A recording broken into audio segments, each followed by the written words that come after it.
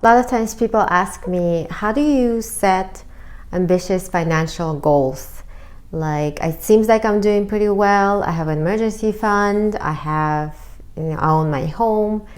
I don't have a lot of debt. Or maybe if I do have some challenges, but I'm working through them. What does that goal setting process look like? What should I work towards?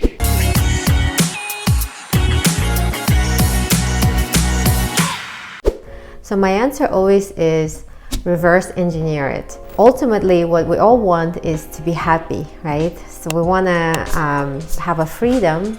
Happiness comes from freedom of doing whatever we want. For some people, it's going to be sailing in the Pacific, and for other people, it's going to be laying on the couch or hanging out with their friends or their family members, or going to Paris first class and shopping for luxury goods. Everybody had their own happiness point. So you just need to understand how much approximately that lifestyle cost, and what does it look like. Try to picture it in your mind and be realistic and but honest, right? That's very, very important. Make sure there's no one here besides you, so just be honest with yourself.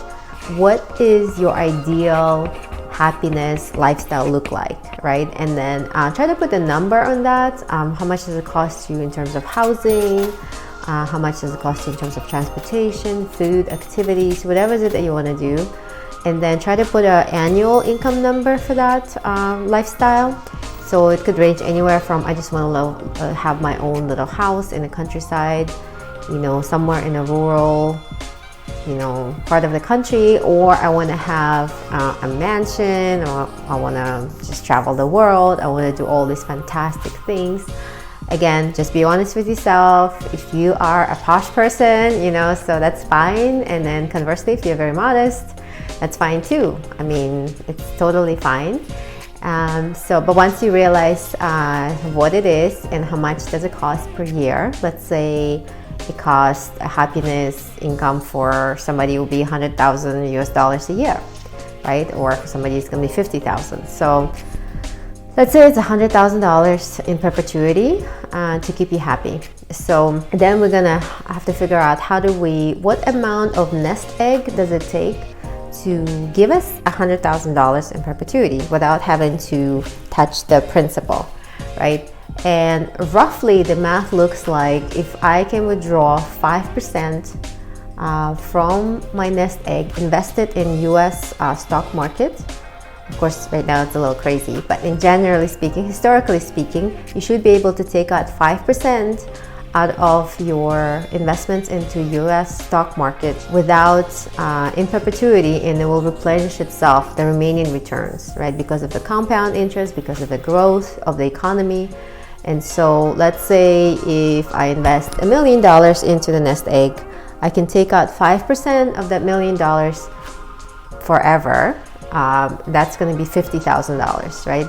So out of $2 million, I will then draw out $100,000. So in other words, the number I'm looking for to be happy or financially independent is $2 million, right? If $100,000 is what I need a year to be happy and to have the kind of lifestyle that I want to have. And of course, if I need $200,000, then I'm going to need $4 million. So that's like a very rough math, but you can do self education about personal finance and find out in more precise detail what that math looks like. But roughly speaking, that's the kind of math we're looking for. So okay, to back up a little bit, or to recap a little bit, so we need to know what is that our happy lifestyle looks like, and then how much does it cost, and then we have to figure out what is the nest egg we need, what is that magical dollar number we need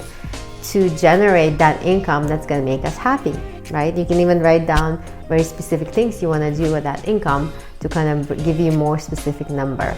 Yes, and then how do you generate that nest egg? That's a whole different story. You can do it through business, you can do it through investments, through, let's say, 401k if you're an employee, or through growing your business and selling it or having it value at that amount. So I'm going to make a completely different video someday if you guys are interested on that topic, how the businesses are valued, or how to invest into your 401k. There's a lot of information out there that's very accessible and it's easy to digest. If you have any questions, drop them in a comment. I'll be more than happy to answer that. But hopefully that my speech here answers your questions, and that is probably one of the most common questions I get asked. All right, so hopefully you can reach your happiness number, and I'll see you on the other side.